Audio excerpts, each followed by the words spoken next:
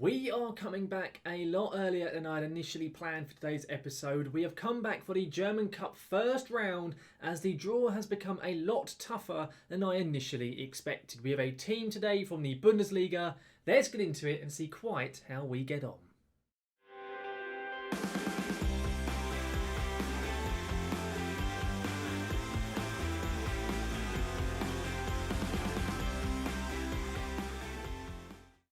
Welcome back then guys to the Red Devil Revival here with Kaiserslautern now for episode 13 of our series. And as I've mentioned in the intro, we have come back a lot earlier than I had initially planned to do so. Now though, before we do get into today's video properly, if you missed the last episode where we kicked off our second season at the club and of course the first game in the second division of German football, now I also ran through all of the majority of our transfers that we have done so far this season. There'll be a link right above me for you to click on so you go back and take a look quite what went on. And also before we do get going guys, if you enjoyed today's video, do make sure to drop a like down onto it. It always massively does help the channel out, and if you're looking forward to seeing any more of my content such as the Red Devil Revival series or any of my FM21 experiments or tactics videos, then do make sure to hit that subscribe button and ring that notification bell to be notified when any of my content here on YouTube goes live. Now then, let's get into today's video properly, and you can see on the screen in terms of the match we've got up first of all today. It will probably be the only match that we will be taking place in, unless it's a completely dead rubber, much like what happened last episode. We will only be playing the German Cup match. In the first round, we have been drawn up against Bundesliga side Hanover 96. Generally speaking, the way in which a German Cup often has the first round draw take place is that the bigger sides, the sides in Division 1, Division 2, the first and second Bundesligas, get easier sides. But unfortunately, we didn't quite manage that, and instead we got a tough side in Hanover. So I felt it made sense for us to come back and see quite what goes on. Since last time as well, we've played one game. We've also had one more transfer arrive at the club and another player go out. So I'll go through the transfers first of all so you can have a look and see quite what has gone on. First of all, Lucas Röser, the backup striker from last season. He was possibly going to be playing some games this year, but we got a bid of almost £200,000 from, now I think it's Erzgebirge. I ain't got a clue how you pronounce it, but anyway, they came with a bid of almost £200,000. I felt that was a fair deal. We only had a year left. We let him go. He has now left the club. And we have since brought in another player. This is a centre-back. His name is Rodrigo Guff, or Guff. I'm not too sure how you pronounce it. He is a Brazilian youngster, but he has German second nationality. So I felt it made sense to get him in. He's a homegrown player, that type of stuff. It makes sense. He is a young defender. He is 20 years of age. He comes in on £750 a week. Basically, the plan with him is he'll just be a rotation option. He's going to play some matches for the B team, may play the odd game for the first team as well here and there. But majorly, he just comes in, gives a bit of depth, gives another German player in the side as well. So I think that's not a bad bit of business with him. And if we need to, we could just sell him on later down the line and make a bit of profit. Not too bad if I'm totally honest. Now, that was the only other player who has joined since last time out. We have one bid on another player. Unfortunately, we had for Moritz Leitner, the Norwich midfielder, fell through. He chose to go to, I think it was QPR or somewhere like that in the end, so we didn't get him. But we have a bid currently on a player. We're the only team in for him, and that player is Eddie Nketiah. Now, you're probably looking at me thinking, how the hell are you getting on Eddie Nketiah in the Bundesliga 2? I'll be honest, I have no idea. We're offering him a loan deal, and at Arsenal, you can see him here.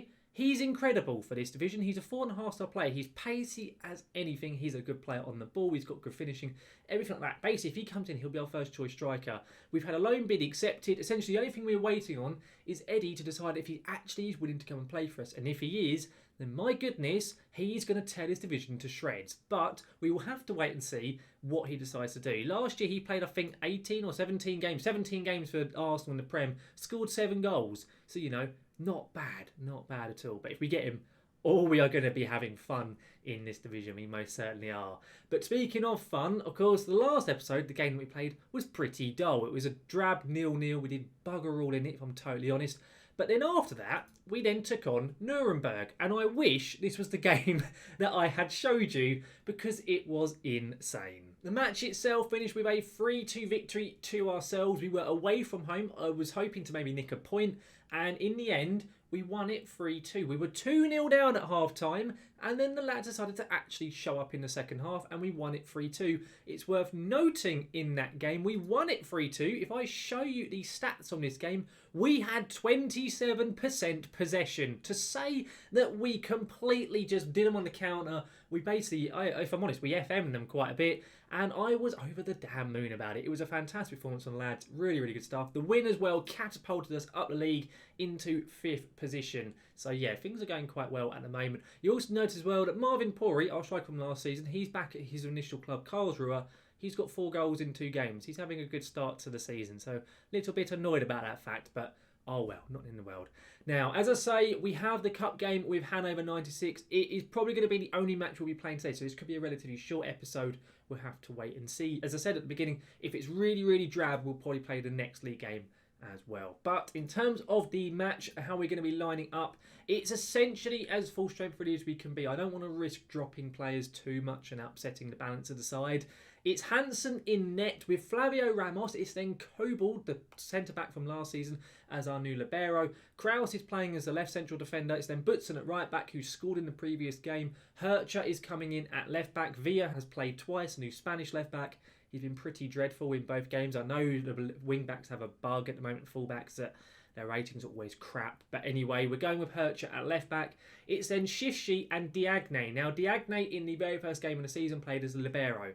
I then changed it for the second game, played him as a ball midfielder. He played better. So we're going to do the same in this game, see how he gets on. It's then Enzo Zidane and Ritter in attacking midfield. Annoyingly, the young Spanish midfielder Salas has already got injured for 5 weeks, so he's already out of the team. Really frustratingly, but Enzo's going to slot in there with Ritter. I'm hoping to get another either DLP or advanced playmaker type player into the side to give us a little bit more depth, because once we lose either Salas or Zidane, we have no one else available. So we're looking at that option as well. And then Jorge Galen is starting up front, mainly because of the fact that Prevoljak is out with a slight knock at the moment. I don't really want to risk him. Of course, if Nketiah comes in, we'll have a lot more depth in that position. But after the brace score by Galen up against Nuremberg, it was fair, I think, to put him in. So that's how we're going to be lining up. Let's submit the team and get into this game and see quite how we get on up against a Bundesliga opponent. And I am very, very hopeful indeed that we can get a win here today. If we can, it'd be phenomenal. Even if it goes to penalties, something like that, we may manage to scrape it. Be fantastic stuff. The board want us to reach the next round, but I don't think they'll be too disappointed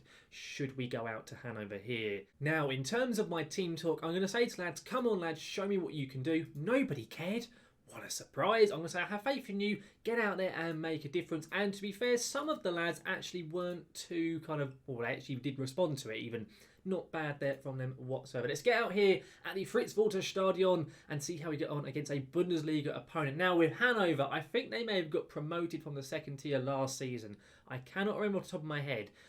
Regardless, it's still going to be a tough game, whatever the case may be. Early highlight here, only 5 minutes in. If we can get a goal off 5 minutes, it'd be fantastic. We concede. Okay, I don't know what on earth the goalkeeper Hansen was doing there.